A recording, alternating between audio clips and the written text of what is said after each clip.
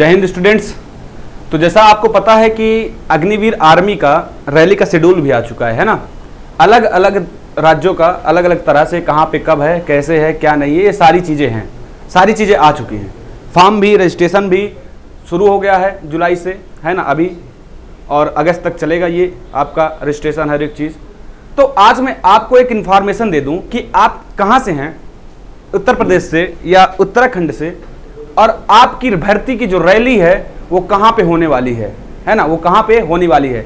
आप किस जगह से हैं, किस ज़िले से हैं, तो आपके किस ज़िले की कहाँ पे लगेगी, इस चीज़ के बारे में आज हम लोग देख लेते हैं। तो सबसे पहले जानते हैं कि हमारा आर्मी का है क्या। सबसे पहले आपको पता है कि जो रजिस्ट्रेशन है वो रजिस्ट्रेशन शुरू हो गया है 5 जुलाई से लेके 3 अगस्त तक क्या होगा, रजिस्ट्रेशन होगा। तो सबसे पहले तो आप रजिस्ट्रेशन करवाइए अपना, क्योंकि बिना रजिस्ट्रेशन के आप भर्ती रैली ज्वाइन ही नहीं कर सकते। तो रजिस्ट्रेशन सबसे पहले आप करवाइए। फिर भर्ती जो यहाँ पे रैलियाँ हैं, यहाँ पे क्या लिखा, रैलियाँ, सैलियाँ नहीं, रैलियाँ वो कब से कब के बीच में होंगी, वो सारी होंगी 19 अगस्त से लेकर के 10 दिसंबर के मध्य होने वाली है। मतलब 19 अगस्त से 10 दिसंबर तक चलेंगी लगातार रैलियाँ। उसमें आपका कब है कब नहीं, वो आप जब रजिस्ट्रेशन के बाद चेक करेंगे तो आपको पता चलेगा, है ना। उसके बाद लिखित परीक्षा होगी। लिखित जो परीक्षा है वो होगी नवंबर और दिसंबर के बीच। या तो नवंबर में आपकी परीक्षा हो जाएगी या आपकी परीक्षा दिसंबर में हो जाएगी, या नवंबर में होगी या दिसंबर में होगी। फिर उसके बाद ज्वाइनिंग की बारी आएगी। अगर आप फिजिकल वगैरह सब निकाल लेते हैं, लिखित परीक्षा निकाल लेते हैं, तो आप दिसंबर में ज्वाइनिंग करेंगे। मतलब दिसंबर तक ये पूरी वैकेंसी पूर्णतः पूर्ण हो जाएगी। तो देख लेते हैं कि आपका आखिर कहां पे आने वाला है, कहां पे आपकी कब रैली है, आप कहां से बिलोंग करते हैं। तो सबसे पहले यूपी और उत्तराखंड में कहां और कब रैलियां होगी। तो अगर आप मेरठ क्षेत्र से आते हैं, कहां से, अगर आप मेरठ क्षेत्र से आते हैं तो आपकी जो रैली होगी, जो सेंटर होगा, कहां पे होगा, मुजफ्फरनगर होगा। कहां होगा, मुजफ्फरनगर होगा। और रैली आपकी 20 सितंबर से 10 अक्टूबर के मध्य होगी। आप इन्हीं बीच में 20 सितंबर से 10 अक्टूबर के बीच कभी भी आपकी दौड़ हो सकती है ना। उसके बाद अगर आप बरेली क्षेत्र से बिलोंग करते हैं तो आप फतेहगढ़ में आपका सेंटर होने वाला है, और आपकी जो रैली है वो 19 अगस्त से 15 सितंबर के मध्य होगी। अगर आप आगरा से हैं तो आगरा ही आपका क्या होगा, सेंटर होगा, और 20 सितंबर से 10 अक्टूबर के मध्य आपका होगी। आपकी जो परीक्षा है, जो रैली है वो आपकी 20 सितंबर से 10 अक्टूबर के मध्य होगी।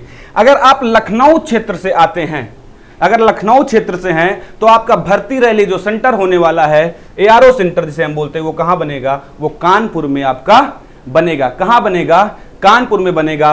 और उसका जो रैली होने वाली है वो 20 अक्टूबर से 10 नवंबर के मध्य होगी। 20 अक्टूबर से 10 नवंबर के मध्य लखनऊ वालों का होने वाला है। अगर आप अमेठी क्षेत्र से आते हैं तो आपका सेंटर फैजाबाद बनेगा, और वहां पे रैली होगी 16 नवंबर से लेकर के 5 दिसंबर के बीच। 16 नवंबर से 5 दिसंबर के मध्य होने वाली है। अगर वाराणसी क्षेत्र से आते हैं तो सेंटर वाराणसी में ही बनेगा, और 16 नवंबर से 5 दिसंबर के बीच यहां पे भी आपकी होगी। ये रहा हमारा लैंसडाउन क्षेत्र, उत्तराखंड की बात हो रही है। अगर आप लैंसडाउन क्षेत्र से हैं तो आपका जो सेंटर बनेगा वो कहां बनेगा, कोटद्वार में बनेगा।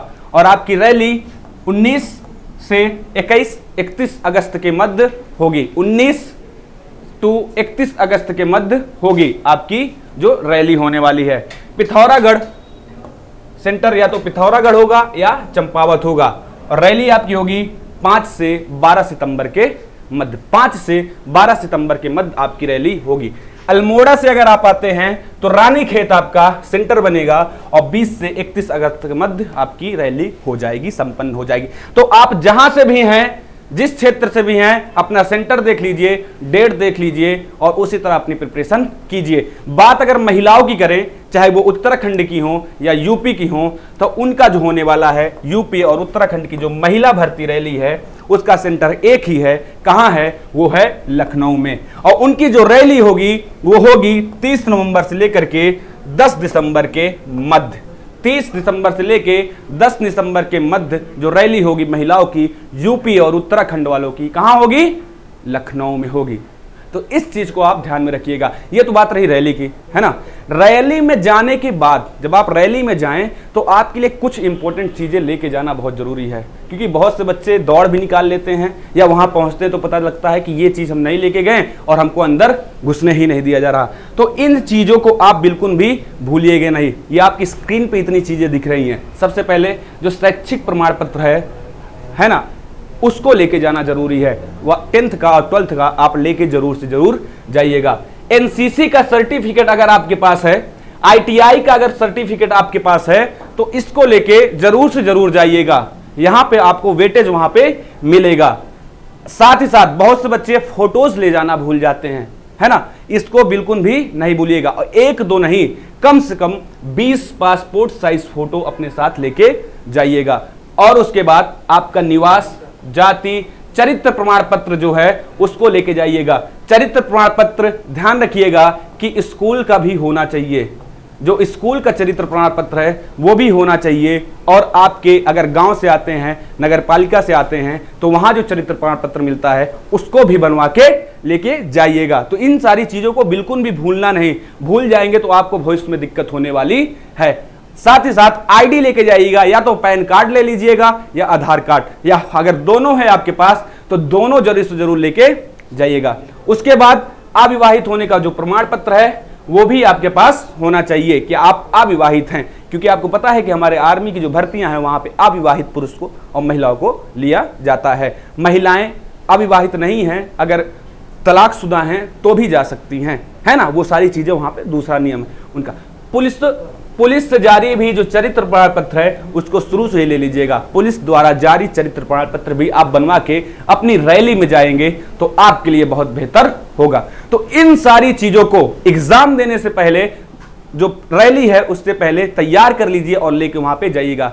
मेरे आर्मी के जवानों, आप लगे हुए हैं इतने दिनों से, आपके लिए मौका मिला है आगे जो आने वाला है, तो उस मौकों को बिल्कुल भी जाने नहीं दीजिएगा, उसको भुना ही लीजिएगा, सेलेक्ट ही होइएगा, नाम रोशन कीजिएगा अपना और अपने घर वालों का, है ना। और हमारे देश में अपना एक योगदान दीजिए, आप रक्षा कीजिए हमारे देश की, ठीक है। तो तब तक के लिए अब हम आपसे लेते हैं विदा। जय हिंद।